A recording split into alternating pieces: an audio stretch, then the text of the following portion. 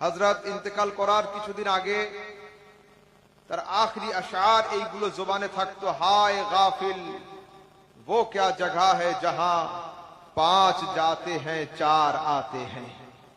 वालिद साहब तो यही पढ़ा करते थे अभी आखिरी उम्र में, आखिरी अय्याम में।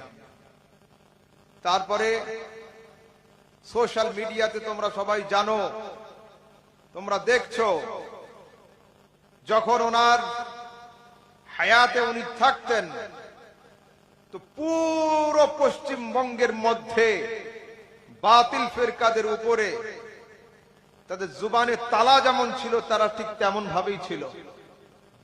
যখন ইন্তেকাল হলো তাও চুপচাপ ছিল, যখন ইন্তেকালের পরে প্রথম জানাজা হলো তখনও চুপ ছিল, দ্বিতীয় জানাজা মুর্শিদাবাদে হলো তখনও চুপ ছিল, দ্বিতীয় জানাজার পরে যখন দাফন হলো, দাফন করা এখনো 24 ঘন্টা পার হয়নি, কেউ ইউটিউব, কেউ সোশ্যাল মিডিয়া, আর কেউ পোস্ট, আর কেউ অমুক, আর কেউ অমুকে লিখছে আলহামদুলিল্লাহ গোলাম সমদানি চলে গিয়েছে, अल्हम्दुलिल्लाह আমাদের খুশি।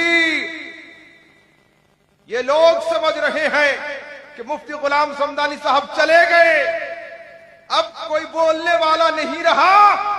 मगर मैं कहता हूं जालिमों, हजरत तो इंतकाल कर गए हैं, मगर हजरत की किताबें पुकार पुकार कर कह रही है, किल के रजा है खंजर खूंखार बर्क पार, आदा से कह दो खैर मनाए न सर करे।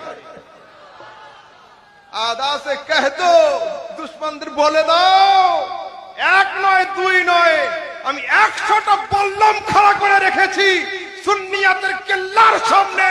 মাসলাকে আলা হযরতের দিকে যদি কেউ বেকা নজরে তাকায় তো গোলাম সমদানি রাজবীর 100টা কিতাব কিতাব নয়, তীর আর ধনুক হয়ে গিয়ে ওদের চোখকে বজ্রপাত করে দিয়ে দেবে।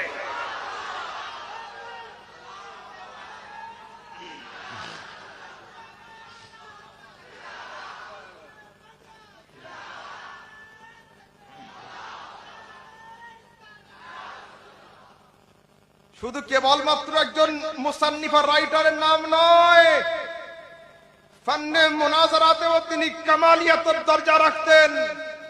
মুর্শিদাবাদের মানুষ জানে, দৌলতাবাদের দিকে বাড়ি। শামসুর রহমান, মুফতি শামসুর রহমান কাসিমের সঙ্গে নূর ও বাশারের মুনাজারা হয়েছিল।